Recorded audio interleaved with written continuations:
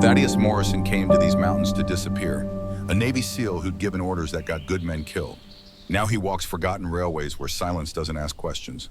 But when Ranger stopped cold and refused to move, Thad faced a choice he'd run from for 3 years. Trust the warning or ignore it like before. What they found buried in those woods would prove some truths won't stay hidden, no matter who wants them gone. The nightmare always started the same way. Desert sand, night vision green, the weight of 40 pounds of gear pressing down on shoulders that had carried it for 15 years. Thaddeus Morrison was 40 then in his prime, leading a six-man team through a compound that intelligence swore was clear. The dog handler's voice crackled through the radio. "Sir, Ranger's alerting. Something's off with the entry point." Thad could see it now, even 3 years later. The Belgian Malinois Ranger's predecessor, same name, different war frozen at the threshold. Ears forward, body rigid. The universal language of a military working dog saying stop, danger, wait. But command was in his ear. Mission clock ticking, intel said clear, the target window closing. "We're behind schedule," Thad had said. "Move out." The explosion turned the world white. When the dust settled, 2 men weren't moving, 3 more were screaming. And Thaddeus Morrison walked out without a scratch, carrying a burden heavier than any rucksack. The court of inquiry used words like negligence and failure to heed tactical warnings. They offered early retirement instead of court-martial. He took it. Some doors, once you walk through them, don't let you back. Thad jerked awake in the cabin, hard-hammering breath coming in short gasps.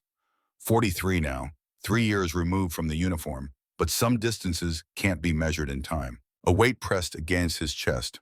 Warm, steady, real. Ranger, the German shepherd who'd become his only companion, had his head on Thad's sternum. Those amber eyes held no judgment, just presence. The dog had learned to sense the nightmares before Thad fully woke, anchoring him back to a world that was quieter, but somehow harder to navigate. "I'm good," Thad whispered, though they both knew it was a lie. Ranger didn't move until Thad's breathing evened out. Then, with the efficiency of a soldier on watch rotation, the dog returned to his post by the door, ears twitching, alert even in rest. The cabin was small, 1 room, military cot against the wall, camping stove that worked 3 days out of 5. A single photograph sat face down on the rough wooden table. Thad couldn't look at it, but he couldn't throw it away either. October light filtered through scratched windows, turning the Appalachian morning into shades of gray and gold. Mist clung to the valley below like the mountains were exhaling ghosts. This was West Virginia. Millbrook, technically, though, the town was 5 miles down a road that barely qualified as paved. Population 2,400. The kind of place people left, not the kind they came to, which made it perfect. Thad's morning routine had the precision of long military habit. Coffee instant black. Check the perimeter not for threats, but because routine kept the chaos at bay. Inspect the traps he'd set for rabbits, though he rarely caught anything and wouldn't know what to do with them if he did. Ranger shadowed him never more than 10 feet away. The dog wore his tactical vest even out here, tan fabric faded but functional. Not because Thad expected danger, but because Ranger seemed uncomfortable without it. Some uniforms you wear on the inside. They didn't speak. Thad had learned that Ranger preferred silence to empty words. The dog communicated in glances in the angle of his ears, in the precise placement of his body between Thad and anything he deemed worthy of attention. At 8 o'clock, they climbed into the Ford pickup that had seen better decades and drove the winding road into Millbrook. The town had the worn-out dignity of a place that had been promised a future that never arrived. Main Street stretched 3 blocks. Buildings from the 30s and 40s, some maintained, most just holding on. American flags hung from lampposts faded by sun and snow. Martha's Diner occupied the corner where Main met Route 7. The building leaned slightly, or maybe that was just how everything looked out here, a little crooked, a little tired, but still standing. The bell above the door chimed as Thad entered. 4 heads turned. By tomorrow, they wouldn't bother. Small towns had a way of making strangers invisible once the novelty wore off. "Sit anywhere, honey," called Martha from behind the counter. She was 60-something with hands that had worked hard and eyes that had seen harder. "Coffee, please." Ranger followed Thad to a booth by the window. The dog settled at his feet, nose just visible above the table edge, monitoring the room with professional disinterest. Martha brought coffee and a menu Thad didn't need. "You're the one staying in the old Burke cabin, aren't you?" "Yes, ma'am." "Must get lonely up there." "It's quiet." "Quiet." Martha studied him the way someone who'd raised sons knew to study men who use few words. "Well, quiet's about all we got anymore. That and hope, I suppose." She noticed Ranger then. Now that's a beautiful animal. Shepherd? Yes, ma'am. Military trained, I'd wager. She reached toward her apron. I got some bacon scraps from breakfast. Can he? Ranger's nose lifted. A single sniff. Then with the theatrical precision of a dog delivering a verdict, he turned his head away. Slowly. Deliberately. The universal gesture of polite rejection. Martha straightened, hands still in her apron. Well, I never. He's particular, Thad said, fighting a smile that almost reached his face. Military dog. Humph, my bacon's good enough for the sheriff. Ranger's eyes slid toward Martha, a slow blink, the canine equivalent of, that's not the endorsement you think it is. The other diners had gone back to their conversations, but Thad caught fragments as Martha refilled his coffee. Trail project's gonna save us, I'm telling you. 300 jobs, Carl, 300. Warren Grisham's a godsend, that man. Thad picked up the local paper someone had left on the table. The Millbrook Gazette, 4 pages, mostly ads. But the front page headline stood out in bold type: Heritage Trail Initiative, $50 million investment approved. Below it, a photo showed a man in a navy blazer shaking hands with the mayor. Silver hair, confident smile. The caption read, Warren Grisham Regional Development Director presents project plans to enthusiastic community response.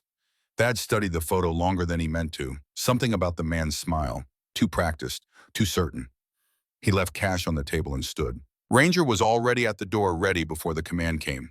Outside, the October air carried the smell of wood smoke and dying leaves. The mountains pressed close, old and patient. Thad had chosen these woods because they didn't demand anything from him.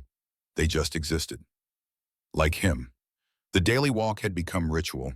Every morning after the trip to town, Thad drove to the place where the old logging road met the abandoned railway spur. The tracks had been defunct for 40 years, rails rusted, ties rotting back into earth. No one came out here. No one cared. That was the point. Thad parked where the road ended and the forest began. He and Ranger walked the railway line for 3 miles there and back, following the path of least resistance. Not hiking, not exploring, just moving. One foot in front of the other, left, right, breathe. The only way he knew to keep the stillness from becoming paralysis. Ranger led by habit, 10 paces ahead, moving with the controlled purpose of a working dog, even when there was no work to do. His ears rotated like radar dishes, cataloging sounds Thad couldn't hear. Squirrels, wind, the distant complaint of a crow. The forest here was old-growth, hardwood trees that had witnessed the railway's rise and fall with the indifference of things that measure time in centuries. Moss covered the rails in places. Saplings grew between the ties, nature's patient reclamation. Thad's internal monologue matched his steps. Left foot, I came here to hide. Right foot, not to fix anything. Left, not to be responsible. Right, just to exist. They'd walked this road 60 times in 2 months. Thad knew every landmark. The leaning oak at the quarter-mile mark. The creek crossing at mile 1. The place where the rails curved south and disappeared into thicker forest at mile point 7. This morning they reached that curve, and Ranger stopped. Not a gradual slowdown, not a pause to investigate something. A full stop, planted pause, body solid as stone. Thad kept walking, expecting the dog to follow. Ranger, heel. Nothing.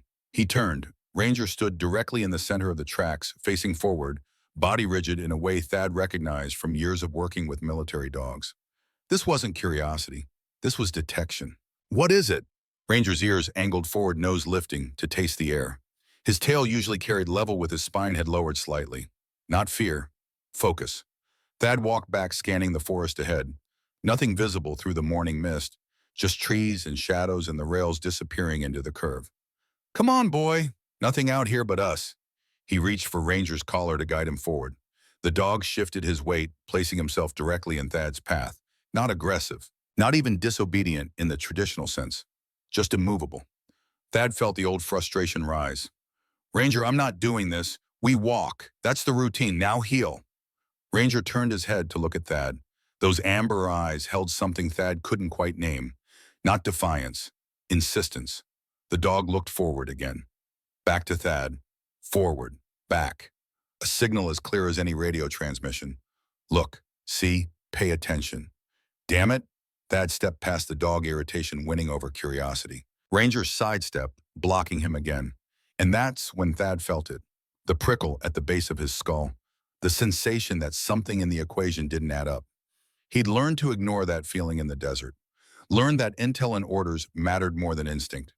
Two men had paid for that lesson. He stood still, really looking this time. Through the mist and morning light, shapes emerged that his brain had been dismissing as natural. Too angular, too regular. Metal where there shouldn't be metal. Thad's pulse kicked up, not with fear, with recognition. He moved forward slowly now. Ranger stayed at his heels, satisfied that the message had been received. The locomotive emerged from the forest like something from a fever dream. Massive. Diesel-powered from the era when these rails still mattered.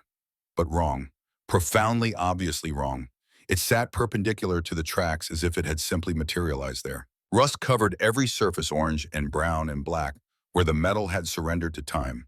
Vines crawled up its sides. Moss grew thick across the roof. But that wasn't what made it wrong. The locomotive was surrounded by trees, not young trees, pines 30-40 feet tall, oaks with trunks 3 feet thick, trees that had been growing for decades. There were no tracks leading to this spot, no cleared path. No way this machine could have reached this location without destroying the forest around it. Yet here it sat. Thad approached slowly, every sense alert. The smell hit him first. Not old oil, but fresh, that specific petroleum scent that meant recent machinery. And beneath it, something chemical. Sharp. Wrong.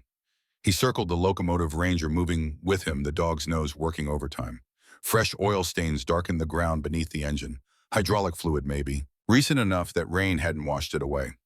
Behind the locomotive, half hidden by a collapse of dead branches and kudzu, sat a single freight car. Thad's training kicked in automatically. Assess, catalog, identify threat vectors. The freight car's wheels had sunk into the earth, but not evenly. It had been dragged here, positioned. The scrape marks in the soil were visible once you knew to look. Ranger moved to the freight car's sliding door and sat. The military working dog signal for here. This, investigate.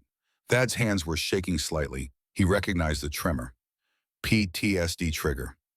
Vehicles in unexpected places meant IEDs, meant explosions, meant death. But this wasn't the desert. This was West Virginia, and Ranger wasn't alerting to danger. He was alerting to presence. The door resisted metal grinding on metal. Thad put his weight into it. With a groan that echoed too loud in the quiet forest, the door slid open. Light spilled into darkness. The interior was largely empty. Dust motes swirled in the beam of morning sun. But someone had been here. Recently. In the corner, carefully placed, sat a canvas backpack. Thad approached it the way he'd approach any unknown equipment in hostile territory. Slow. Careful. Ranger stayed at the entrance, watching the forest, providing security without being asked. The backpack was civilian, dark green canvas weathered by sun and use. Thad opened it with hands that had steadied. Inside, arranged with care, were the artifacts of a life interrupted. A laminated ID badge, Dr. Catherine Holloway, EPA contractor. Number 4728. The photo showed a woman in her late 30s, brown hair pulled back, slight smile, eyes that looked intelligent and determined. A digital voice recorder, small and black, its battery indicator flashing red. Dying but not dead. A field notebook, the kind scientists used, filled with handwritten notes and numbers that meant nothing to Thad but looked methodical and precise. A photograph bent at the corners, Catherine Holloway in a field jacket, kneeling beside a golden retriever, mountains in the background. The dog's tongue lolled out in a grin. Catherine looked happy, a wristwatch silver scratched, the hands frozen at 2:47, and a phone screen shattered into a spider's web of cracks, completely dead. Thad sat back on his heels, processing. This wasn't trash. This was evidence. These were things someone had left behind when they couldn't carry them anymore, or when they'd been taken.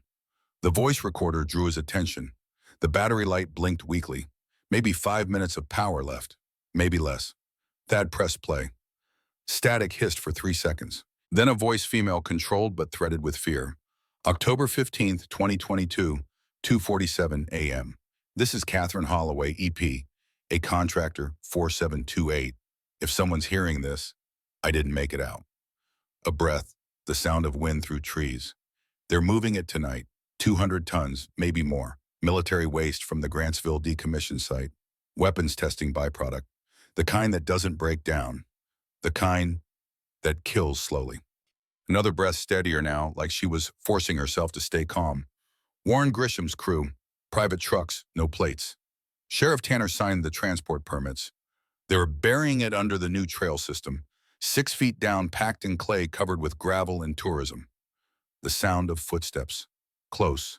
Too close. I have samples hidden where the rails turn south. Coordinates in my notebook. If I don't make it back, someone needs to. A loud crash like metal hitting metal. Catherine's voice sharp. Who's the recording cut to silence?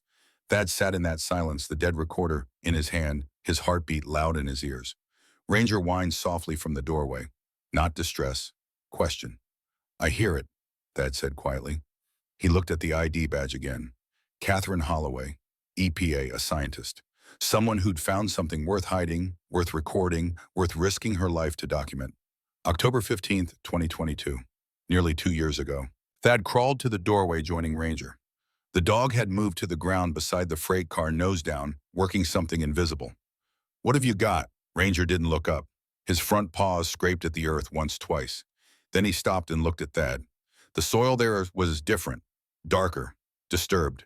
The kind of irregularity that meant something had been moved, shifted, buried.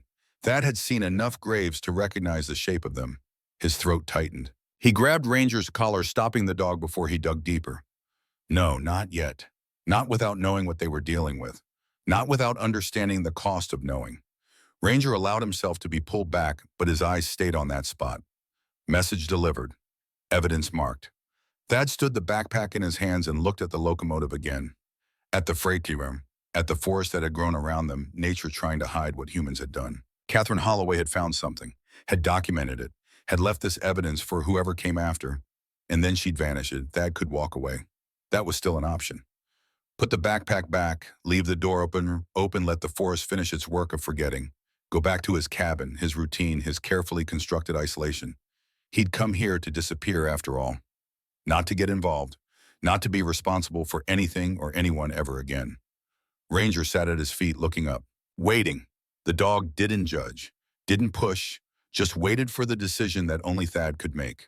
In the end, Thad picked up the backpack and started walking back toward the truck. Some warnings once received can't be unheard. Some evidence once seen can't be unseen. Behind them, the locomotive sat in its impossible clearing, keeping secrets that were already rotting through their graves. The sheriff's office sat on Main Street, a squat concrete building with narrow windows and a parking lot full of cracks. 2 flags hung from a pole out front, American and West Virginia State. Both had seen better days. Thad pushed through the glass door. The interior smelled of burnt coffee and old paperwork. Acoustic tiles sagged from the ceiling. A wanted poster from 2019 curled on the bulletin board. Behind the desk, a woman in her 50s looked up. Help you. Need to see the sheriff. What's this regarding? Thad held up the ID badge. Found this. Think it might be important. Her expression didn't change, but something behind her eyes did. Have a seat. I'll see if he's available. She disappeared through a door. Thad remained standing, Ranger at his side. The dog's attention had fixed on that door with the focus of a hunting dog on point. 5 minutes passed. Then Sheriff Douglas Tanner emerged. He was 56, 57. Barrel-chested, going soft around the middle, but still carrying the frame of someone who'd been physical once. Gray mustache thick. Eyes that had learned to give nothing away. Sheriff Tanner, he extended a hand. You must be Morrison. Heard you're staying up at the Burke place. Word travels. Small town. Tanner's smile didn't reach his eyes. What can I do for you? Thad placed the ID badge on the desk. Found this out at the old rail spur, along with some other belongings. Voice recorder. Notebook. Woman named Catherine Holloway. EPA contractor. He watched Tanner's face. Most people would have asked questions immediately. Where exactly, when was there anything else? Tanner just looked at the badge. For 3 seconds too long. Holloway, the sheriff said finally. Name doesn't ring a bell. The recorder's dated October 2022, year and a half ago. We get a lot of folks passing through, hikers, urban explorers. That rail line's been abandoned since the 80s. Tanner picked up the badge, turned it over. Could be anything. Someone lost it, moved on. There was a message on the recorder. Now Tanner looked up. What kind of message? The kind that suggests she didn't move on voluntarily. A pause. Tanner set the badge down, aligned it carefully with the edge of his desk. Mr. Morrison, I appreciate you bringing this in. I'll file a report. We'll look into it. That's it. That's procedure. Tanner's voice stayed level, but his posture had shifted, slightly more rigid. Guard up. We'll check missing persons reports, reach out to EP. See if there's any record of this woman working in the area. And the recording, did you bring it? Battery died. Tanner nodded slowly. Well, if you find it has any juice left, feel free to bring it by. Otherwise, I'll make note in my report. He wasn't writing anything down. His hands stayed flat on the desk. That a military dog, Tanner asked, changing subject with the smoothness of long practice. Retired. Both of you, I'd guess. The sheriff stood. Thank you for being a good citizen, Mr. Morrison. Hope you're enjoying your stay in Millbrook. It's a peaceful place when folks don't stir things up. The message underneath the words landed clear as a radio transmission. Leave it alone. That held the sheriff's gaze for a moment longer than comfortable, then nodded. Appreciate your time. Walking out, Ranger pressed closer than usual. At the truck, the dog's low growl was barely audible. Yeah, Thad murmured. I know. The cabin felt smaller that afternoon. Thad sat at the rough wooden table, the backpack in front of him, its contents spread out like evidence at a crime scene, which he supposed was exactly what they were. The voice recorder wouldn't power on again. Battery completely dead. But Thad had heard enough. Catherine Holloway's voice calm, even in fear, documenting something she knew was dangerous. The notebook was dense with data, soil samples, water readings, GPS coordinates, chemical compound formulas that meant nothing to Thad, but looked precise and damning. Names appeared throughout Grisham. Tanner, a third name sometimes abbreviated Hayes or H. Ranger, lay by the door, head on his paws, but his eyes were open, watching. The dog hadn't relaxed since they'd left the sheriff's office. A knock at the door made them both tense. Thad's hand went to his belt, an old habit reaching for a sidearm that wasn't there. He'd left that life behind, mostly. Mr. Morrison, a woman's voice. It's Abigail Reeves, Forest Service. Mind if I talk to you a minute? Thad opened the door. The woman on his porch was 38, maybe 40. Athletic build, blonde hair and a practical braid. Forest Service uniform worn with the ease of someone who actually worked outdoors. Ma'am, Abby's fine. She glanced past him, saw the items on the table, and her expression hardened. Heard you filed something with the sheriff about Catherine Holloway. You knew her, worked with her. She was contracted for the environmental assessment on the Heritage Trail project. Abby's voice was careful but urgent underneath. Can I come in? Thad stepped aside. Ranger didn't growl, but he watched the woman with professional assessment. Abby moved to the table, staring at the ID badge like it was a ghost. Where did you find this? Old rail spur, Fraley car. Looked like someone had been there recently, but the stuff inside was old. How old? Recorder says October 2022. Abby closed her eyes briefly. When she opened them, they were wet. She disappeared March 2023, filed a preliminary report, then vanished. Car found at a Greyhound station in Charleston. Officially, she quit and moved away. You don't think so? Her dog starved to death at her house. Abby's voice cracked. Catherine loved that dog, like family. She would never... She stopped, collected herself. No, I don't think she moved away. She pulled a thin folder from inside her jacket. This is Catherine's original assessment report. And this, she laid another document beside it, is the revised version that got submitted 2 weeks after she disappeared. That opened both. The differences were stark. The original detailed severe contamination, recommended immediate halt to all development. The revised version minimized findings, suggested acceptable risk levels, approved the project. At the bottom of the revised report, a signature, Douglas Tanner County Safety Liaison. He signed off on the changes, Thad said. He was on the County Development Council. Still is. Abby's hands were shaking slightly. That trail project, $50 million, 300 jobs. This town's been dying for 20 years. Then Warren Grisham shows up with a golden ticket. And Catherine found out the ticket was bought with poison.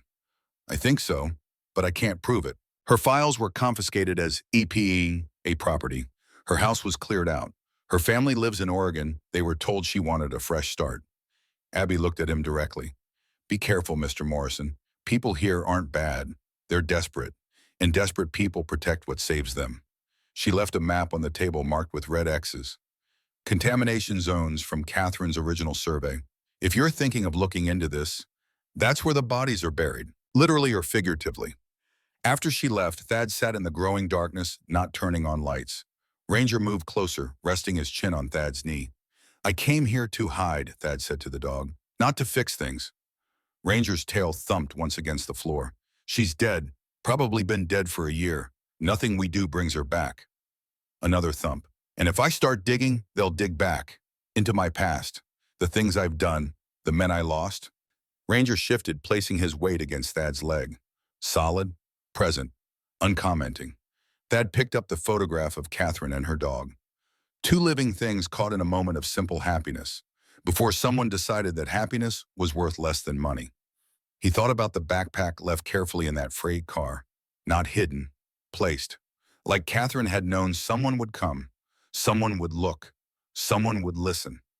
His phone buzzed, unknown number. Thad stared at it, then answered. Silence on the line. Not dead air. Breathing. Then, some things should stay buried, Mr. Morrison. Click. Thad set the phone down slowly. Ranger was already at the door, hackles raised, looking out into the darkness beyond the window. At 2:30 a.m. headlights appeared on the logging road. An SUV, black no plates visible in the darkness. It stopped 200 yards from the cabin and sat there, watching. It didn't leave until 4:15. In the morning, Thad found the cabin door standing open by 2 inches. He knew he'd locked it. He checked every inch of the interior. Nothing taken. But items had been moved. The recorder shifted. The backpack's zipper opened slightly. Someone had been inside. Someone wanted him to know they'd been inside.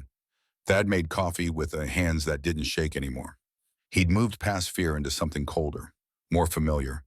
Mission parameters, threat assessment, objective identification. He opened his laptop, one luxury he'd kept, and searched for Warren Grisham.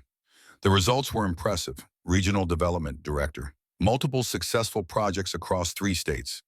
Glowing testimonials. Economic savior. But dig deeper past the press releases and cracks appeared. 3 previous projects. 3 towns saved by Grisham's investment. And 3 environmental scandals that had been quietly settled, paid off, buried under legal language and non-disclosure agreements. Grisham had a type, dying towns, desperate councils, and a talent for making problems disappear. Thad's phone buzzed again.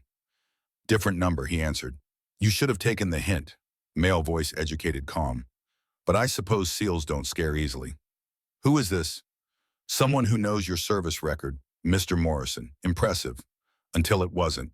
2 KIA. Your fault. Court-martial avoided by early retirement. Thad's grip on the phone tightened. You came here to hide from that, the voice continued. Smart, but now you're involving yourself in something you don't understand. This town needs what we're bringing.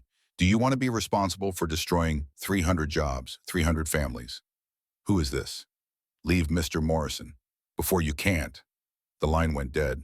Thad stood at the window watching the forest. Ranger sat beside him, calm but alert. They know, Thad said quietly. They know who I am, what I did. They'll use it. Ranger didn't respond, just sat, solid. I should leave, pack up, disappear somewhere else. The dog's ears rotated toward him, then forward again. Catherine's already dead. Nothing changes that. Silence.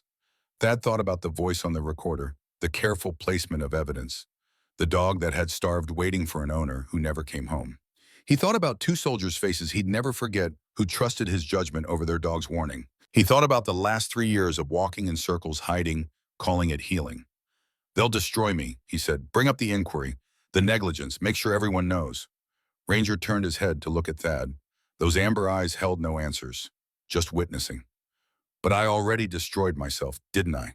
Thad's voice was barely audible. 3 years ago, in the desert, when I didn't listen. He knelt down, meeting the dog's gaze at eye level. She left those things for someone to find, someone who'd listen, someone who'd care enough to look. Ranger's tail moved. Once. Thad stood, decision made. Not made, really. Recognized.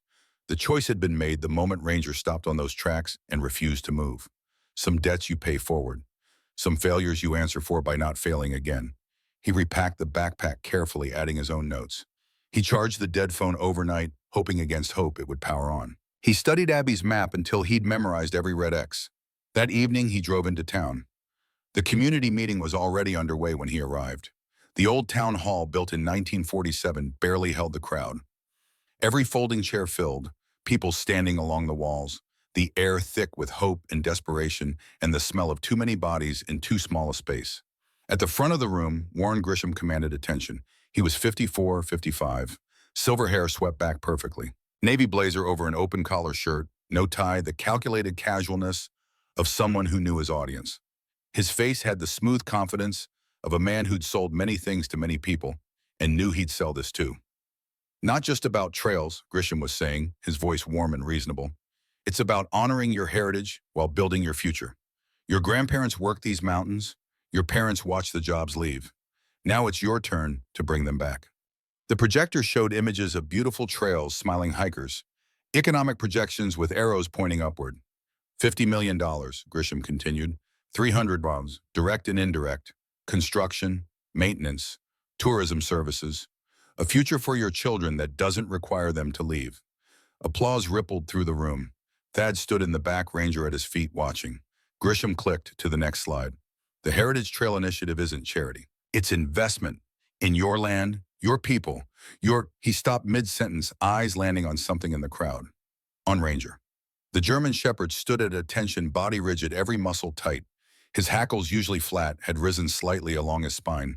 His nose worked the air, pulling in scent molecules and analyzing them with 40 million years of evolutionary precision. And his focus unwavering, locked onto Warren Grisham. Not the way a dog watches a person. The way a military working dog marks a target. Grisham's smile stayed in place, but his eyes hardened. He descended from the small stage, moving through the crowd with practiced ease, shaking hands, accepting thanks. His path brought him past Thad's position. As Grisham approached, Ranger's body language shifted into something Thad recognized instantly. Not aggression, identification. The stance a dog takes when it's detected exactly what it's been trained to find. Grisham paused, looking down at Ranger. Beautiful animal. His voice carried the warmth of someone addressing an audience, even in conversation. German Shepherd? Yes. Military trained, I'd wager. Grisham's eyes moved from the poem to Thad, assessing. They detect things, don't they? Explosives, drugs, chemicals. When they need to. Must be confusing out here. Grisham smiled, but it didn't touch his eyes. Lot of old industrial smells in these mountains. Mining, logging, decades of it. A dog could get mixed signals. Thad said nothing, just held the man's gaze. Grisham's right hand rested on the back of an empty chair. Casual, relaxed. But Thad noticed what most wouldn't, a faint discoloration on the cuff of his shirt. Yellowish. The kind of stain that came from handling certain chemicals without proper protection. I hope he doesn't cause any trouble, Grisham said lightly. We're building something important here. He walked away, already greeting the next person, but he pulled out his phone, immediately glancing back at Thad as he made a call. Thad watched him. Ranger remained rigid, tracking Grisham's movement across the room with the focus of a working dog that had found its target. Easy, Thad murmured. Ranger's ears flicked back once acknowledgement, but his gaze didn't waver. They left before the meeting ended. In the truck, Thad sat with his hands on the wheel, not starting the engine. He smells like it, doesn't he? Thad said. Whatever's in those barrels, whatever's buried out there, he's been near it, probably often. Ranger in the passenger seat finally relaxed his posture. His job was done. Target identified. Message delivered. Thad started the truck.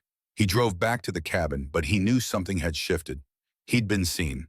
Grisham had seen him, seen Ranger's reaction, understood what it meant. The invisible line he'd been thinking about crossing, he'd just stepped over it. That night, Thad didn't sleep. He sat at the table, the backpack's contents spread before him, like pieces of a puzzle he didn't want to solve. But Ranger lay at his feet, head on his paws, breathing steady.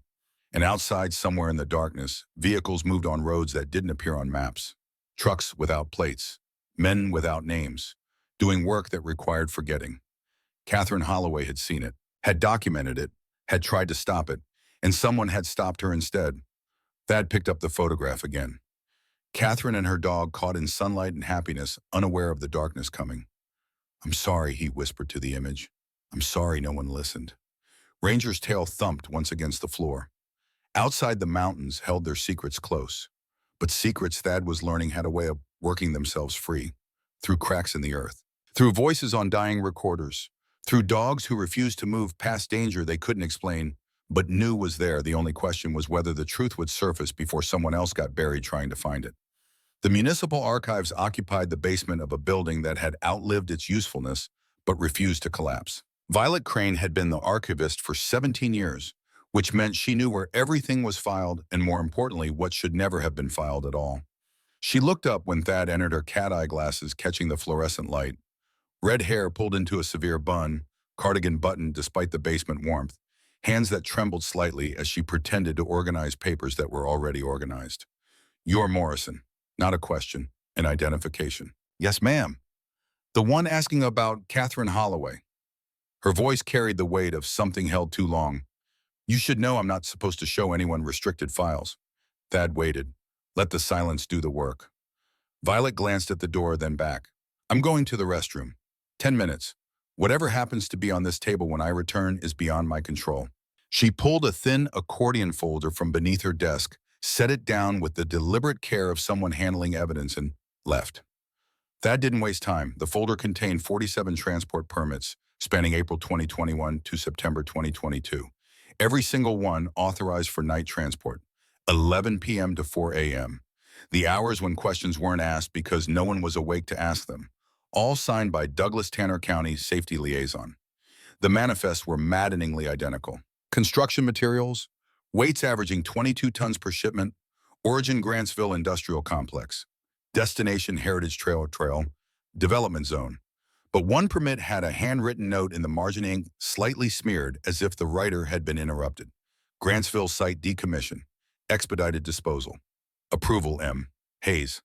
Thad photographed every page. The camera clicks loud in the empty basement. Then he noticed the second folder pushed to the back, marked with a red sticker that said simply, restricted, do not copy.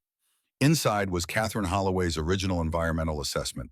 February 2023.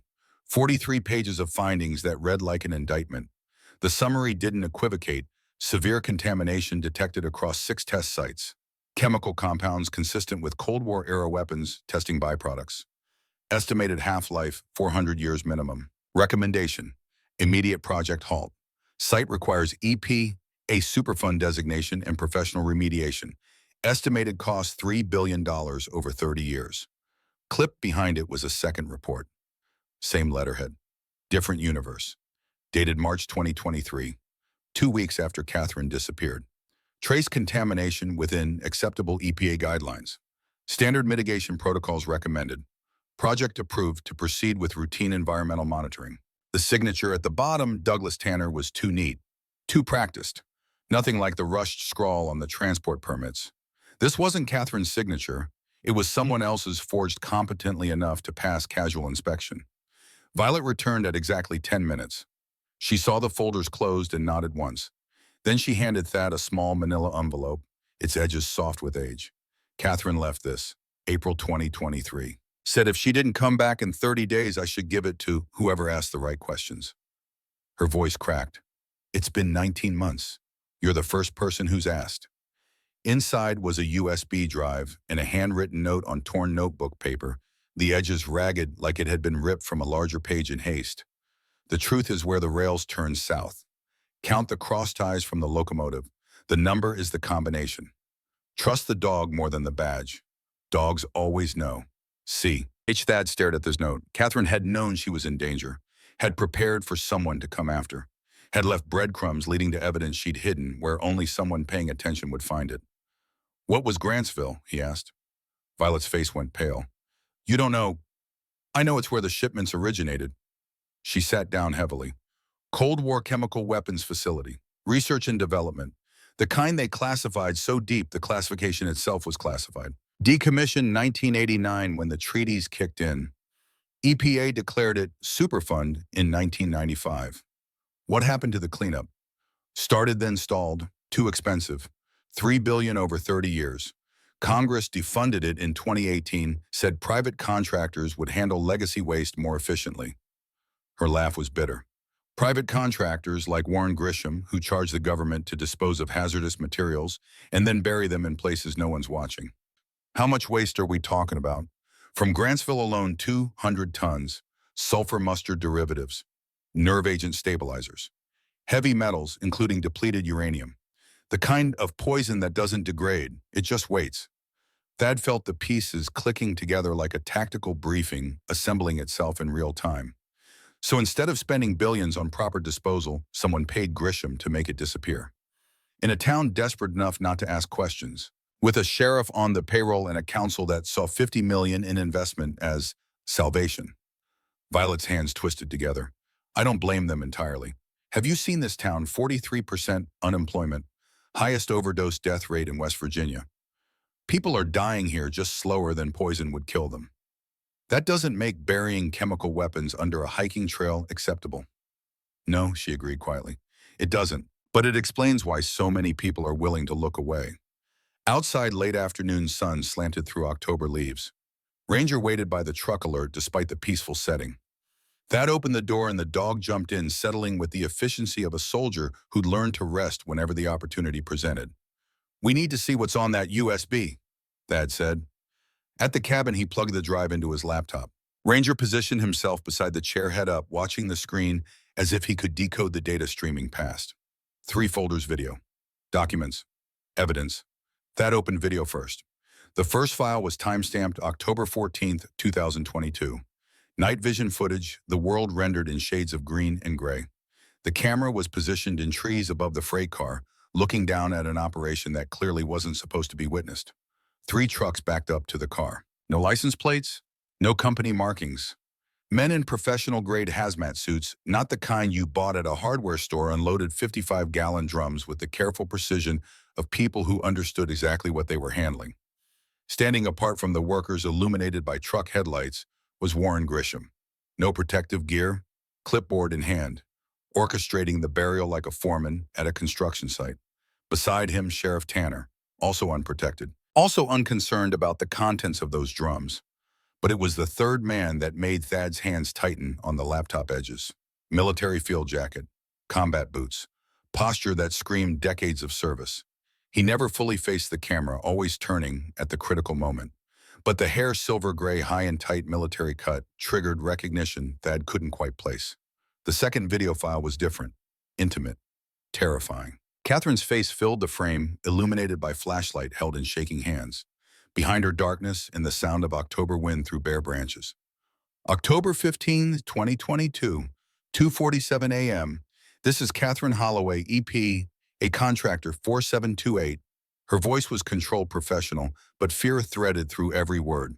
What you're witnessing is approximately 200 tons of Class A hazardous material being illegally buried. Chemical weapons byproducts from Grantsville facility. Compounds include sulfur mustard derivatives, nerve agent precursors, heavy metals, including depleted uranium. She paused, steadying herself. Half-life on some of these compounds exceeds 400 years. When this leaches into the aquifer, we're looking at 30,000 people drinking contaminated water. Cancer rates will spike within 5 years. Birth defects within 10. Within 20 years, this entire region becomes medically uninhabitable. A sound off camera. Catherine's eyes flickered sideways, fear replacing professionalism. Warren Grisham's plan is to bury this under 6 feet of compacted clay and trail gravel. Out of sight, out of mind, out of liability. The heritage trail becomes a monument over a mass grave that just hasn't killed anyone yet. Another sound, closer. The distinct crack of a branch under weight. Catherine's voice dropped to an urgent whisper. "If you're seeing this, I'm likely dead or disappeared." The complete evidence package is hidden where the rails turn south. Count the crosties from the locomotive. The number, the sharp snap of a branch, very close. Someone's here. The video cut to black, but audio continued for 3 more seconds. Footsteps running, Catherine's breathing harsh and panicked. Then absolute silence. Thad sat back feeling sick. He'd heard that kind of silence before. In the desert. When bad things happen and the recording kept going because machines don't know when to stop bearing witness. The third video file was larger, higher resolution. Drone footage, thermal imaging. Dated March 12, 2023, 2 days before Catherine officially disappeared. The thermal image showed the freight car as a cool blue-gray shape. 2 vehicles parked nearby, their engines still radiating heat. 4 heat signatures, 3 clustered around the car, 1 inside it. Working, digging. The thermal bloom of disturbed earth spreading like a wound. Then the signatures stopped moving, gathered, consulted. 1 signature climbed into a vehicle, drove away. The remaining 3 heat signatures worked at the rear of the freight car for exactly 2 minutes and 47 seconds. Then they loaded into the second vehicle and disappeared into the night. But the heat signature of fresh-turned earth remained, glowing bright in the thermal image, marking exactly where something or someone had been buried. Thad closed the laptop. His hands were shaking badly enough that Ranger noticed, pressing his head against Thad's leg with concerned weight. "She knew they were coming," Thad said to the dog. "She documented everything, hid the evidence, and stayed anyway because someone had to bear witness." The dog's tail moved once against the floor. Acknowledgement. Thad opened the documents folder. Spreadsheets appeared clinical and damning. Bank transfers from Grisham Development, LLC, to an account registered to Douglas Tanner. $5,000 monthly. 26 months. $130,000 total. Additional transfers to county council members. Donations to the mayor's re-election campaign. A carefully constructed web of financial dependency, ensuring that everyone with power to stop this had a stake in letting it continue. The final document was a scanned military personnel file that made Thad's blood run cold. Colonel Marcus Hayes, age 61, 28 years of service, multiple combat deployments. Final assignment, hazardous materials. Disposition, Fort Detrick, Maryland. Discharged dishonorably, July 2020. Reason, falsification of disposal records. Deliberate misrepresentation of toxic exposure incidents. Cover-up of burn pit contamination affecting U.S. personnel. The photograph showed a man with silver gray hair, military-bearing eyes that had calculated acceptable losses and lived with the math. Thad knew him, not personally, but from the network of soldiers who'd operated in the shadows. Hayes had been a ghost in those circles, the man you called when something needed to disappear and no one could know how it vanished. His phone rang, unknown number. Thad stared at it for 3 seconds, then answered. Static hissed. Then a voicemail educated with the calm precision of someone accustomed to difficult conversations. Mr. Morrison, you've been busy. Who is this? Someone familiar with your service record. Impressive career, decorated, respected, until October 2021, when everything changed. Thad's jaw locked tight enough to ache. Their names were Daniel Ortega and Marcus Lee, both mid-20s. Good soldiers, good men. They trusted you. A pause, deliberate. Your K-9 handler reported that the dog alerted to possible explosives at the entry point. You were behind schedule. Under pressure, you made a command decision to proceed. What do you want? The same thing you want, Mr. Morrison. Peace, papers rustled in the background. You came to these mountains to escape what you did, to hide from responsibility and guilt. Understandable, necessary even. We all cope differently with failure. The voice remained reasonable, almost sympathetic. But now you are involving yourself in matters you don't fully comprehend. Millbrook was dying, 43% unemployment, methamphetamine epidemic, families losing homes, young people fleeing. Then Warren Grisham brings $50 million in investment, 300 direct jobs, economic resurrection, built on buried poison, built on practical solutions to impossible problems. The voice stayed maddeningly calm. Those barrels would contaminate Grantsville, forever abandoned and forgotten. Or they can be properly contained, here monitored, managed. The mathematics favor our approach. There's no proper containment for chemical weapons byproducts. There's good enough, and good enough saves this town. A pause. You made similar calculations in the desert, didn't you? Risk versus reward, mission success versus potential casualties. Sometimes leadership requires accepting that perfect solutions don't exist. Thad said nothing. Here's my offer. $50,000, cash. Relocate somewhere quiet. Montana, perhaps? I understand your sister lives there. Your nephew thinks you're a hero. Let him continue believing that. Walk away from Millbrook and let us save this town our way. By poisoning 30,000 people. By saving 300 families immediately versus a theoretical risk decades in the future. Would you sacrifice certain present salvation for possible future problems? Because that's the choice, Mr. Morrison.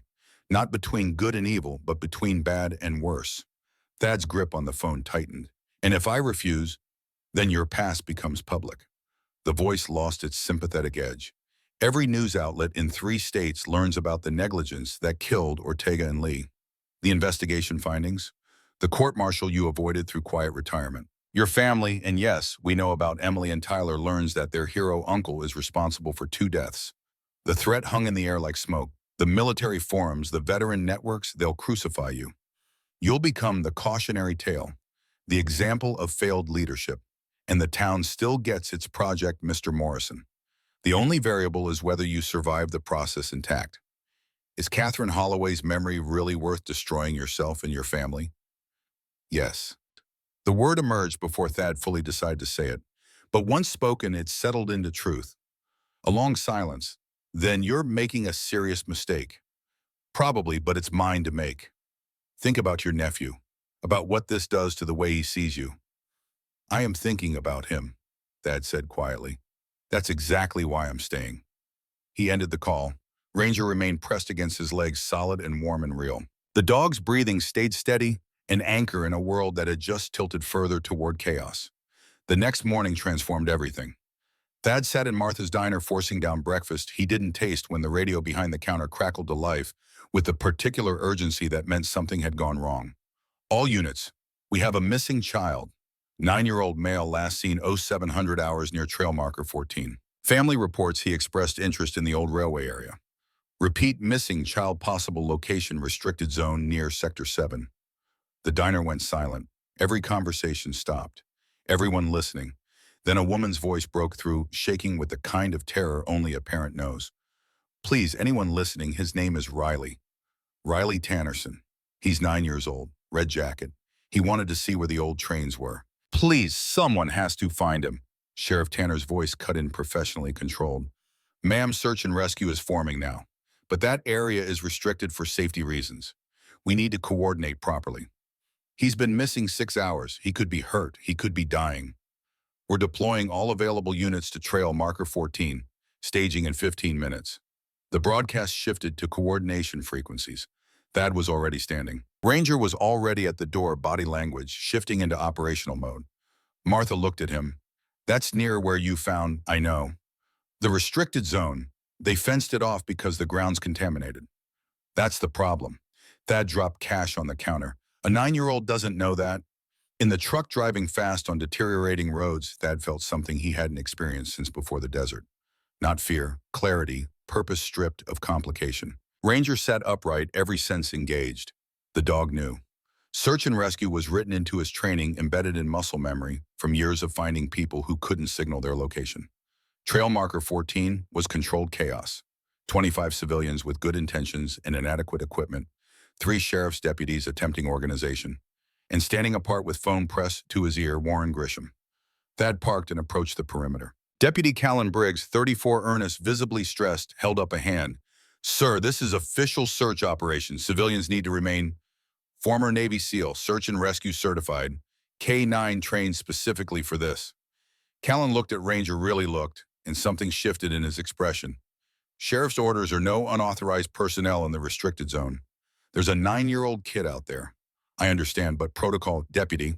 Thad's voice carried the quiet authority of 15 years making life and death calls. Are you going to physically stop me? Callan held his gaze for 3 seconds. His radio squawked, Briggs, what's your 20? The deputy raised the radio thumb on the transmit button. He looked at Thad one more time, at Ranger, whose posture spoke volumes about competence and readiness. Radio's breaking up. Bad reception in the trees. Didn't copy over. He stepped aside. Thad ducked under his barbed wire. Ranger followed, and together they disappeared into the restricted zone where something had gone terribly wrong with the earth itself. The wrongness was immediate and visceral. Trees grew sparse here, their trunks thin and sickly.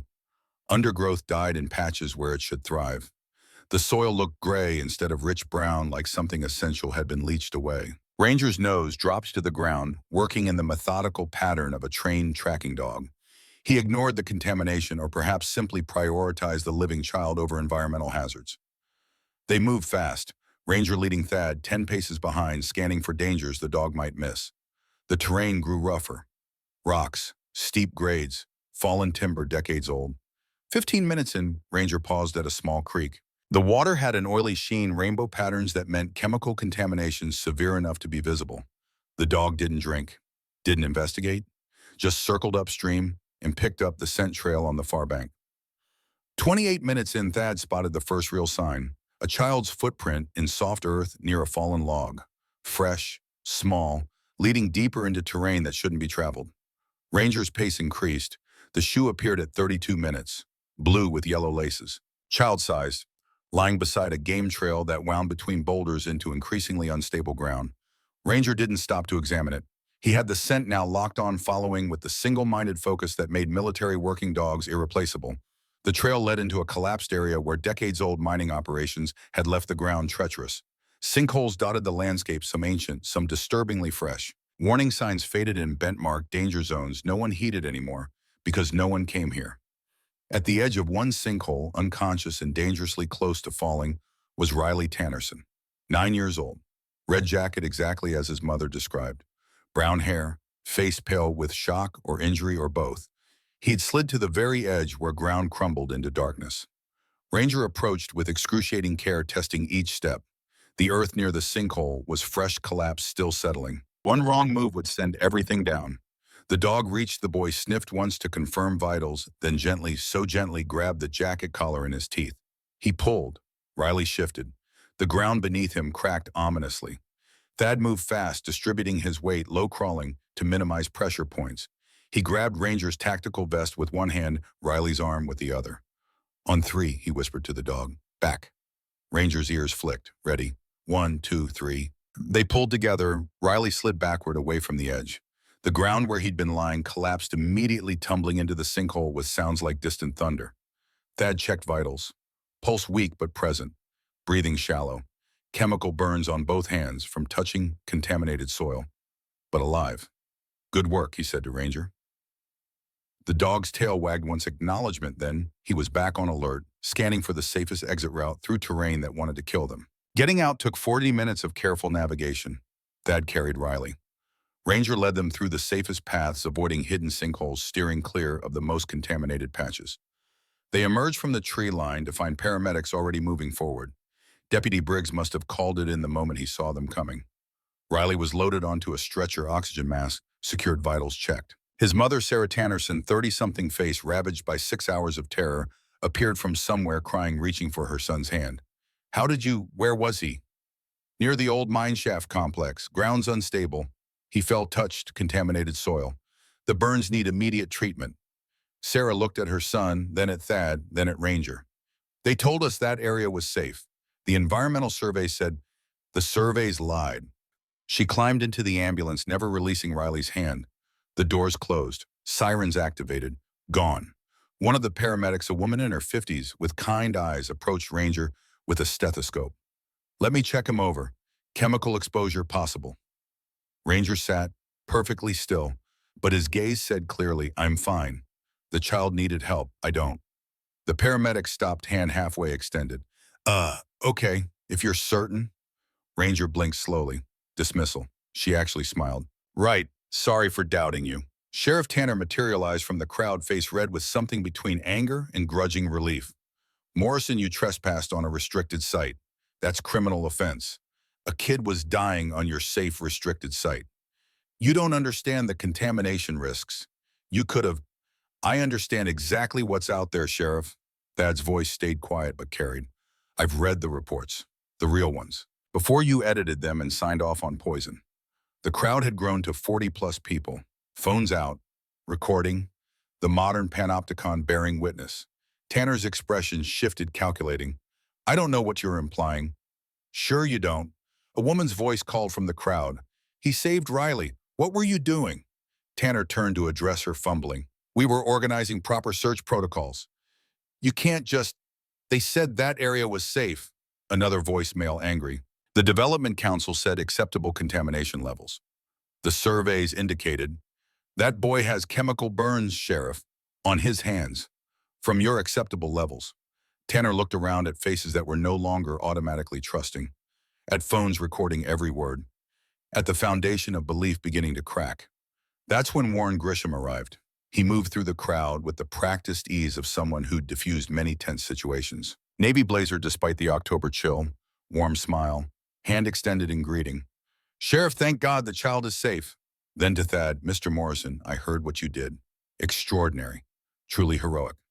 Thad didn't shake the offered hand. Grisham let it drop, smile never faltering. Can we speak privately? I think there's been some misunderstandings I'd like to clear up. They walked away from the crowd toward Grisham's black SUV parked strategically apart from the emergency vehicles. Ranger followed, body language shifting into alert assessment mode. Grisham leaned against his vehicle, the picture of casual confidence. I know what you found. I know what you think it means. I know what it is. Do you? Grisham opened his SUV, retrieving a folder. He spread it open, showing Thad the contents with the deliberate movements of someone playing cards they'd been holding all along. Military service records. Thad's complete file, the incident report from October 2021. Photos of his team before the explosion. Photos from the memorial service after. And clipped prominently to the front, recent surveillance photos. Thad's sister Emily in Montana.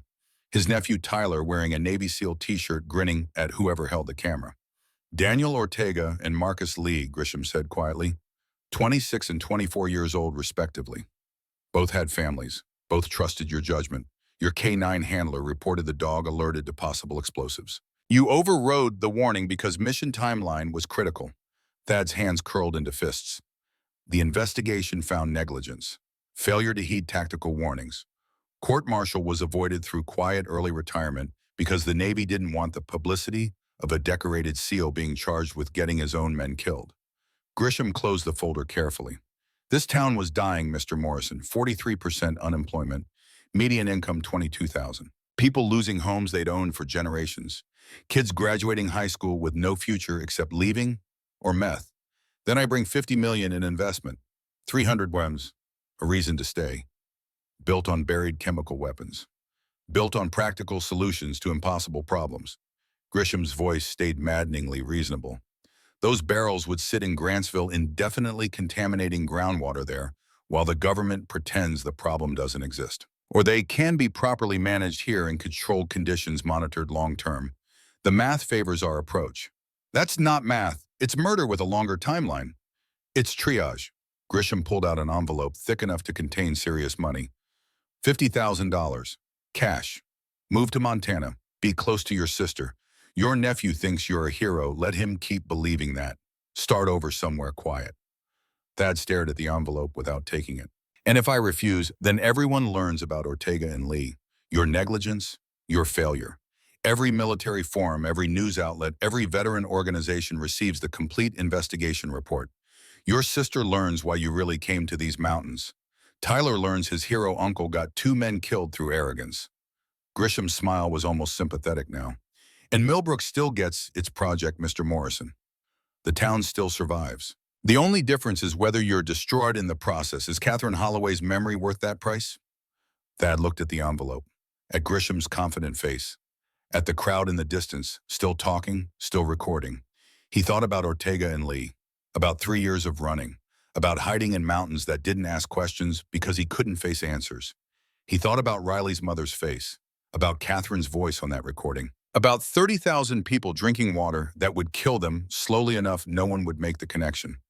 Yes, Thad said. Grisham's smile faded. You're making a serious mistake. Probably, but it's my mistake to make. Think about your nephew. I am. Thad turned to walk back toward his truck. That's exactly why I'm staying. Ranger fell into step beside him, close enough their shadows merged. Behind them, Grisham made a phone call.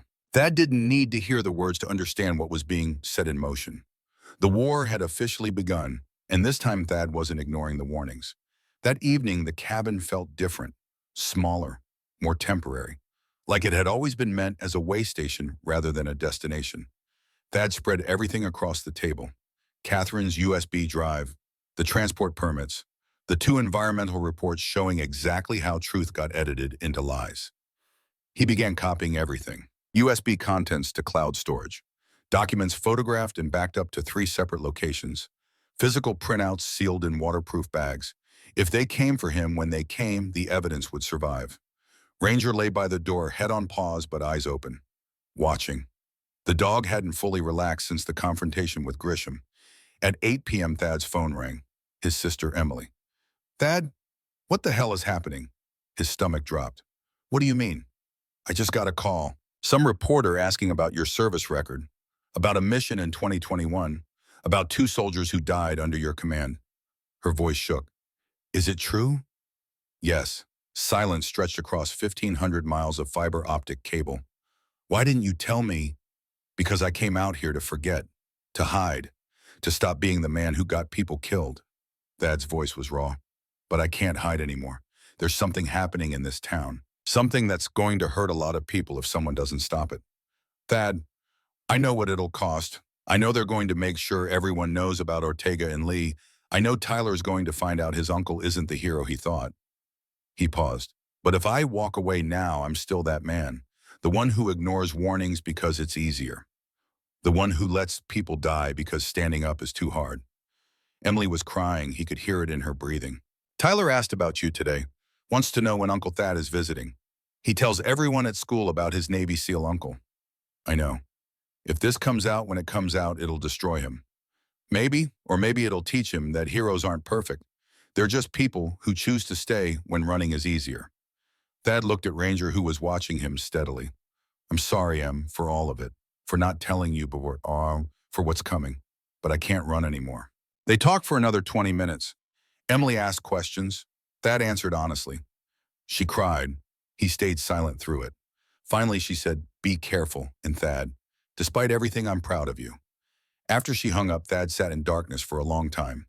At midnight, he made his decision. He couldn't run, couldn't let fear of exposure override what was right, couldn't abandon Catherine's evidence or the 30,000 people who didn't know they were in danger. He stood, walked to the door, opened it. Ranger, come. The dog rose immediately, stretched, trotted to Thad's side. We're staying, Thad said to the night, to the mountains, to himself. Whatever it costs, we're staying. Ranger's tail wagged twice, message received. Thad loaded the truck, not to leave, but to be ready. Then he drove through darkness toward the place marked on Catherine's map, where the rails turned south and crosties could be counted. Time to find where truth was buried. And this time, when the warnings came, he would listen. Part 3. The Reckoning. The old railway looked different at 3 in the morning. Not peaceful, watchful, like the forest itself was holding its breath, waiting to see what happened next. Thad parked the truck a quarter-mile back, where the logging road curved away from the tracks. No headlights, no engine noise to carry through the October darkness. Just the sound of boots on earth and Ranger's controlled breathing beside him. They'd brought company. Abby Reeves waited near the locomotive, her Forest Service jacket traded for dark civilian clothes. Doc Patterson leaned against a tree, older than he should be attempting this, but too stubborn to stay home.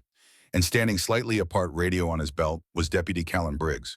Sheriff thinks I'm running a wellness check on old man Hendricks, Callan said quietly. Buys us maybe 4 hours before he realizes I'm not where I said I'd be.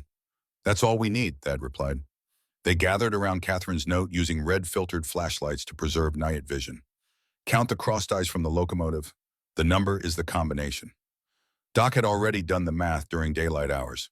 47 ties from the locomotive heading south. Measured it twice. That's your combination if it's a simple lock. Abby checked her watch. We document everything, photos, soil samples, video. Then we get it to the state EPA before Grisham can shut us down. He already knows we're moving, Callan added. Called the station twice today asking about you, Thad. Sheriff told him you're a disturbed veteran with PTSD, making up stories. Unreliable. Thad smiled without humor. He's not wrong about the PTSD. They moved toward the freight arm. Ranger led nose down, working the night air with practiced efficiency. The dog's body language had shifted into full operational mode. Every sense engaged, every instinct sharpened. The freight car sat exactly where Thad had found it weeks ago, but something had changed. Fresh tire tracks in the soft earth. Recent, within the last few days. They've been back, Abby whispered. Checking on their investment, Doc said, making sure nothing's been disturbed. Thad circled the car, Ranger at his side. The dog stopped at the rear coupling, body going rigid in that universal signal. Here. This. Pay attention. Thad dropped to his knees, running his hands along the undercarriage. Metal. Rust. And there a seam that didn't match the others. Newer. Cleaner. Got something. The others gathered. Doc produced a crowbar from his pack, surprisingly prepared for a 70-year-old railroad engineer. Together they pried at the panel. It came free with a groan of metal. Behind it, recessed into the freight car's frame, was a steel compartment welded into place. And on the compartment, a combination lock. Mechanical. Old school. 4 digits. Thad's fingers hovered over the dial. 47. He turned the dial. 4, 7, 4, 7. The lock clicked open. Inside the compartment, wrapped in waterproof cases, was Catherine Holloway's insurance policy. 3 hard drives labeled in her careful handwriting, video evidence 2021 to 2022. Transport logs, financial records, sealed vials of soil and water samples, each tagged with GPS coordinates and dates. A leather-bound logbook, every page filled with observations, measurements, witness accounts, and photographs, dozens of them. Grisham directing the burial operation, Tanner standing guard, and the third man, the one who'd avoided the camera in the videos, finally caught in clear profile. Colonel Marcus Hayes, Thad's former chain of command, the ghost who made problems disappear. At the bottom of the compartment, one final item, an envelope addressed simply to whoever finds us. Thad opened it with hands that had steadied over the last few weeks. Inside, Catherine's handwriting, rushed but legible. If you're reading this, I'm likely dead. I knew the risk. I stayed anyway because 30,000 people drink from this aquifer, and someone has to care more about them than about money. The evidence here is complete. Videos document samples. Everything needed to stop this and make them pay. But it's not enough to just find it. You have to be willing to see it through. To stand up when they try to bury you like they buried me. Trust the dog more than the badge. Dogs always know. Don't make my mistake. Don't go alone. Catherine Holloway. March 14th, 2023. Abby was crying silently, reading over Thad's shoulder. Doc had removed his railroad cap, holding it against his chest like at a funeral. She knew, Abby whispered. She knew they were coming, and she still stayed to hide this. Because someone had to. Thad carefully repacked everything into Abby's field bag. Now we finish what she started. They were loading the last of the evidence when Ranger's ears snapped forward. The dog's body went from alert to combat ready in an instant. Low growl, eyes fixed on the darkness beyond the tree line. Lights, Callan hissed, through the forest flashlight beams. Multiple, moving fast, and the distant sound of engines. They knew, Abby said. Someone told them. Doesn't matter. Thad handed her the evidence bag. You and Doc get to your truck, drive to Charleston, state EPA office. Don't stop for anything. What about you? Ranger and I will keep them busy. Thad, go now. Abby and Doc disappeared into the trees, moving quickly for civilians. Callan stayed hand on his service weapon. You should go too, Thad said. You've got a career, a life. Had a career. Callan's jaw was set. The moment I let you through that fence to save Riley, I made my choice. Besides, somebody needs to witness this officially. The lights were closer now, 3 vehicles at least, voices calling out, coordinating. Thad looked at Ranger. The dog met his gaze, calm despite the approaching threat. Ready? Thad asked. Ranger's tail moved once. Born ready. They didn't run. They moved tactically, using the terrain, drawing the search away from Abby and Doc's escape route. Ranger led, finding the paths that made the least noise, the angles that kept them invisible longest, and behind them men with flashlights and radios spread out through the forest. Professional, organized, not local deputies. Private security. Morrison, a voice called out. Not Tanner, someone else. We know you're here. Make this easy. No one needs to get hurt. Thad and Callan kept moving. Ranger found a creek bed, led them along it, the sound of water covering their footsteps. They made it half a mile before the sky lit up orange. Lightning, followed by thunder that shook the ground. Then again, closer. The storm that had been threatening all evening finally broke. Rain came down in sheets, turning the forest floor to mud in minutes. Storm's too early, Doc had said at dinner. October storms don't roll in like this. But here it was, wind-bending trees. Rain so thick, visibility dropped to 10 feet, and lightning striking with the frequency of an artillery barrage. Somewhere behind them, a tree exploded. Not from wind, from a lightning strike so violent it split the trunk, igniting the resin-heavy heartwood instantly. Fire bloomed in the darkness. Bright, hungry, spreading. Wildfire, Callan shouted over the wind. Rain's not stopping at too much dry fuel. The radio on Callan's belt crackled. Emergency services, all units. Wildfire Sector 7, mandatory evacuation. Thad looked back.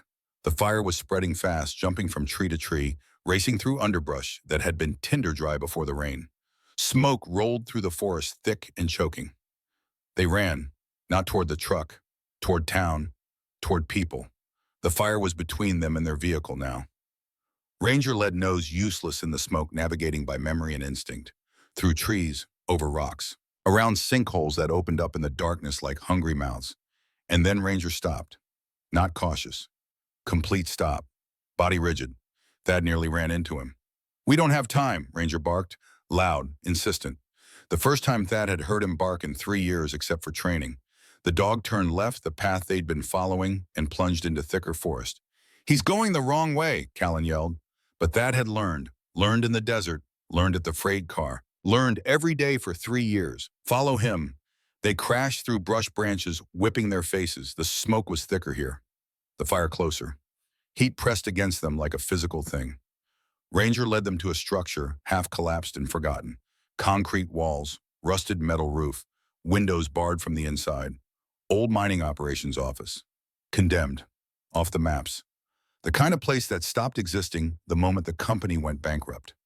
Ranger didn't stop at the door. He went through it, disappeared into the darkness inside. Thad followed. His flashlight beam cut through smoke and dust.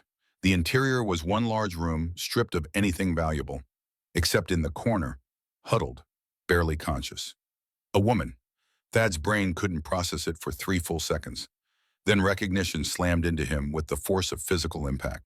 Catherine Holloway, alive, emaciated, legs splinted badly with boards and duct tape, dehydrated, face gaunt, but breathing. Her eyes opened when the flashlight hit her. Confused, frightened, then focusing. "You found it." Her voice was barely a whisper, cracked, raw. Thad dropped to his knees beside her. "The vault, yes, we found everything." "Good." She tried to sit up, gasped in pain. He said when the project finished, he'd let me go. I knew what that meant." "Who Hayes?" She nodded. "Moved me 3 times. This was, I don't know, lost track. Months." Callan was at the door. "Thad, fire's coming. We've got maybe 2 minutes." The building's roof was already smoking. Heat building. The forest around them burning. Thad assessed quickly. Catherine couldn't walk. The leg was badly infected, compound fracture. She'd lost significant weight. Dehydration had left her weak. "How long have you been here?" "Since, April, May." He brings water, food, just enough. She coughed, smoke inhalation adding to her distress. "You have to go. Leave me. The evidence is what matters." "Evidence is already gone. State EPA has it by now." Catherine's face crumbled, relief and grief together. Then it wasn't for nothing. Not for nothing. Thad stripped off his jacket, wrapped it around her. "And you're coming with us." "I can't walk. You can't carry me and outrun. Watch me." He lifted her in a fireman's carry, ignoring her gasp of pain. She weighed maybe 90 pounds. A ghost of the woman in the photographs. Callan led the way out. Ranger took point, finding the path through smoke so thick they were navigating blind. The forest was an inferno now. Trees torching, embers raining down, heat so intense it hurt to breathe. They made it 50 yards before the roof beam fell. It happened in the kind of the slow motion that adrenaline creates. Thad saw it falling, saw where it would land, directly in their path. He started to dodge, but with Catherine's weight, he was too slow. Ranger saw it too, and made his choice. The dog hit Thad from the side, not attacking, shoving, with every ounce of his 70 pounds. Thad stumbled sideways. Catherine cried out. They fell. The beam crashed down exactly where Thad had been standing, and caught Ranger. The dog yelped. Once, sharp, then silence. "No!" Thad scrambled up, still holding Catherine. "Ranger." The beam had pinned the dog's right shoulder and front leg. Ranger was conscious, trying to pull free, but the weight was too much. Callan grabbed the beam. "Help me." Thad lowered Catherine as gently as he could. Then he and Callan lifted. The beam was massive. Old-growth timber, water heavy from the rain burning now. It didn't want to move. "On 3. Thad grunted. 1, 2, 3. They heaved. The beam shifted, lifted. Ranger pull. The dog dragged himself free. His right front leg wasn't bearing weight. Blood matted his fur, but he was moving. They dropped the beam. It crashed down, sending up a shower of sparks. Thad didn't hesitate. He picked up Catherine again, then looked at Ranger. The dog was trying to stand, failing, trying again. "Callan, take her." "What? Take her?" Thad transferred Catherine to the deputy, then scooped up Ranger. 70 pounds of injured dog across his shoulders. "Now we run." They ran, Thad carrying Ranger, Callan supporting Catherine. Through fire, through smoke, through a forest that was actively trying to kill them. Thad's lungs burned, his legs screamed. The weight of the dog felt like it was crushing his spine, but he'd left 2 men behind once, failed them, gotten them killed. Not again, not ever again. Ranger whimpered against his neck. Not pain, communication. "I'm okay, keep going." "I know, buddy, almost there." They broke through the tree line into a clearing. Fire trucks, ambulances, helicopters with searchlights turning night into day. Paramedics rushed forward. Catherine was taken first, loaded onto a stretcher, oxygen mask secured. Thad laid Ranger down carefully. The dog's breathing was labored. Blood soaked his vest, but his eyes were clear, alert, still on duty. A paramedic knelt beside them. "Sir, we need to." "The dog goes first," Thad said. "Protocol says." "I don't care what protocol says. The dare you. First."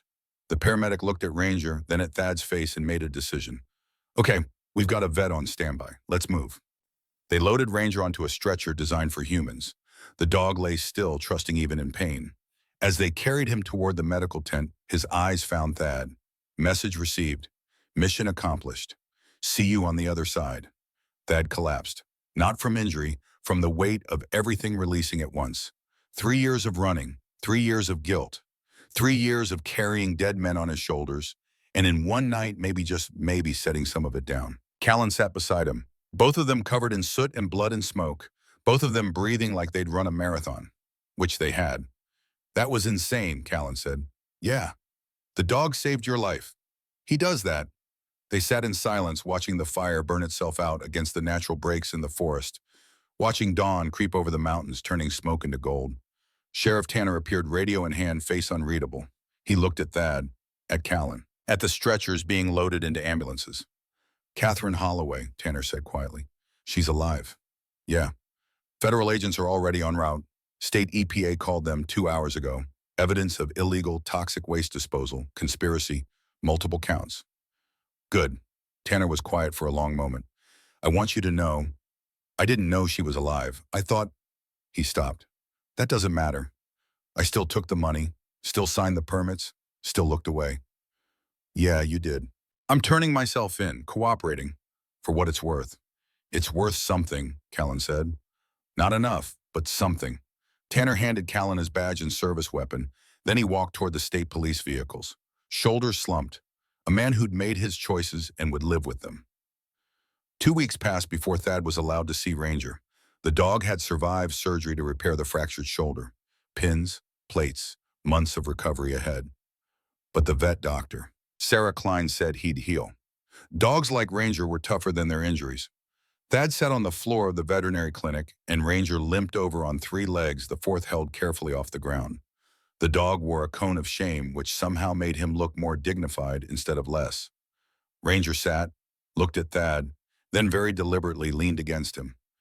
You saved me, Thad said quietly. Again. Ranger's tail thumped weakly against the floor. Doctor says you'll make full recovery. 3 months you'll be running again. Another thump. Catherine's in the hospital. She's going to make it. Testified to the FBI from her bed. They've got enough to put Grisham and Hayes away for a long time. Ranger's eyes were steady on Thad's face. The town council voted to halt the project. State EPA's doing full remediation. It'll take 30 years and $3 billion, but it'll be done right. Thad paused. Grisham didn't run. Held a press conference. Said he was stepping down due to health concerns. Smiled for the cameras. Then federal agents arrested him on his way to the parking lot. Ranger's tail moved again. Approval. Hayes is gone. Disappeared before they could arrest him. But they'll find him. Men like that always think they're smarter than they are. The dog shifted, getting more comfortable against Thad's leg. And me? Thad's voice got quieter. Story went national. Navy SEAL saves town from toxic waste conspiracy. They're calling me a hero. He laughed, no humor in it. But the other story went national too. Ortega and Lee, the mission, the negligence. It's all out there now. Every veteran forum, every news site. People have opinions. Ranger pressed harder against him. Half of them say I'm a hero who made a mistake. Half say I'm responsible for 2 deaths and don't deserve redemption. Thad's hand rested on the dog's head. They're both right. He sat in silence for a moment. But here's what I figured out. I can't fix what I did. Can't bring them back. Can't undo the choice I made. His voice cracked slightly. But I can listen now, to the warnings, to the people who see what I miss, to dogs who know better than I do. Ranger's breathing was steady, constant. I'm staying, Thad said. Town council offered me a job. Environmental site monitor. Making sure the cleanup happens right. Making sure Catherine's work wasn't for nothing. The tail thumped 3 times. You're staying too, if you want. No more running, no more hiding, just work. Purpose, maybe that's enough. Ranger pulled back slightly, looked Thad directly in the eyes, then licked his face once. Message received. We're good. 3 months later, Thad stood at the old railway line. It looked different in January snow. Clean, peaceful, honest. They'd placed a marker where the locomotive still sat. Historical landmark now. Preserved as a reminder of what had almost happened. The plaque read Catherine Holloway Memorial Trail, in honor of truth over silence. Ranger stood beside him, weight on all 4 legs now healed except for a slight limp when it rained. The cone of shame was long gone. The dog looked like himself again. Alert, ready, present. Catherine Holloway, recovered and resilient, had visited last week, reunited with her sister. Planning to return to work once she finished physical therapy, she'd hugged Ranger for 5 straight minutes, both of them understanding something that didn't need words. Thad's phone buzzed. His sister. Video call. He answered. Emily's face appeared, and behind her, Tyler, his nephew. Uncle Thad! Tyler's voice was excited. 12 years old and still thought his uncle hung the moon despite everything that had come out. Hey, kiddo. Mom says you saved a whole town. And a scientist lady, and Ranger got hurt, but he's okay now. Ranger did most of the saving, Thad said, angling the phone so Tyler could see the dog. Tyler waved. Ranger's tail wagged. Are you still coming to visit? Tyler asked. For my birthday. Thad glanced at Emily. She nodded, smiling. Yeah, Thad said. Yeah, I'll be there. Awesome. I told all my friends. My uncle's a real Navy SEAL who fights bad guys and saves people. Tyler, it's more complicated than... Emily started. But Tyler was already talking about his birthday party plans, words tumbling over each other with the enthusiasm of someone who hadn't learned yet that heroes were just people who made choices, some good, some terrible, all permanent. After they hung up, Thad sat on one of the rails. Ranger lay beside him, head on Thad's boot. He still thinks I'm a hero, Thad said to the dog, even knowing what I did, what I cost those men. Ranger didn't respond, just breathed, steady, present. Ortega's widow sent me a letter, Thad continued. Said she doesn't forgive me, but she understands now that I've been trying, that I stayed when it would have been easier to run. She said that counts for something. The mountains were quiet, patient, the kind of quiet that didn't demand anything. I don't know if I'll ever forgive myself, Thad said. But maybe that's not the point. Maybe the point is to keep going, keep listening, keep choosing to stay when running is easier. He looked down at Ranger. You taught me that. That day you stopped on the tracks, refused to move. You were telling me pay attention. This matters. Don't ignore it. Ranger's eyes opened. Amber. Calm. If you hadn't stopped... Thad shook his head. 30,000 people drinking poison. Catherine dying alone. Riley never getting found. All of it happening because I was too afraid to get involved. He scratched behind Ranger's ears. So thank you for being stubborn, for refusing to let me hide. The dog's tail thumped against the snow. They sat there as afternoon light turned gold, as the forest that had nearly killed them settled into winter quiet, as the town below prepared for a future that looked different than it had 3 months ago. Harder, more honest, real. Eventually Thad stood. Come on, we've got work tomorrow. They walked back toward the truck. Ranger moved easily now, the limp barely noticeable. Halfway there, the dog stopped, looked back at the memorial plaque. Thad stopped too. Yeah, I see it. She matters. They all matter. Ortega, Lee, Catherine, Riley, all of them. Ranger turned forward again, kept walking. Some debts you paid forward, some failures you answered for by not failing again, some guilt you carried because the weight of it kept you honest, and some peace you found not by running from what you'd done, but by staying, by choosing, by listening to warnings you'd ignored before. That night, Thad sat at a small kitchen table in the house he'd rented in town. Not the cabin anymore. Not hiding. He opened his laptop and began typing. To the families of Daniel Ortega and Marcus Lee, I don't expect forgiveness. I don't deserve it. But I wanted you to know that I haven't forgotten. I carry them with me. Their names, their faces, the trust they placed in me that I failed to honor. I came to these mountains to hide from that, to disappear. But I've learned something in the last 3 months. Running doesn't heal anything. It just delays the reckoning. I can't bring them back, can't undo what I did. But I can promise you this, I will never ignore a warning again. Never put schedule over safety. Never assume I know better than the people who see what I miss. I stayed in Millbrook. I'm working now to protect people I don't know from dangers they can't see. It's not redemption. It's not enough. But it's what I can do. Your husbands and son mattered. Their deaths meant something. They taught me to listen, even if it took 3 years and a stubborn dog to make the lesson stick. I'm sorry for all of it, for failing them, for surviving when they didn't, for being too afraid to face you before now. They deserved better. You deserved better. I'm trying to be better. That's all I have. Thaddeus Morrison, he sent the emails before he could overthink it. Then he closed the laptop and looked at Ranger asleep on a dog bed that was probably too expensive, but that the dog had earned 1,000 times over. Tomorrow we check the south contamination zone, Thad said to the sleeping dog. Make sure the cleanup crew isn't cutting corners. Ranger's ear twitched. Acknowledged. Then Thursday meeting with Catherine and the EPA, progress report. Another twitch. Friday Doc wants to show us something on the old rail line. Says there's another freight car he never mentioned. Thought it was empty, but now he's not sure. Ranger opened one eye, looked at Thad, then closed it again. Message clear, one crisis at a time. Thad smiled, actually smiled. Yeah, one crisis at a time.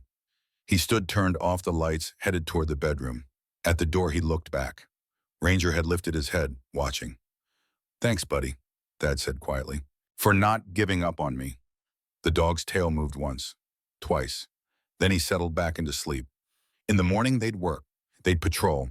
They'd make sure promises made to the dead and the living were kept. But tonight, in a small house in a small town, a man and a bong who'd both learned the hard way about the cost of not listening found something that might not be peace but was close enough. Truth didn't always set you free. Sometimes it just made you responsible. But responsibility, Thad was learning, could be its own kind of freedom. The mountains held their secrets, but some secrets had been brought into light.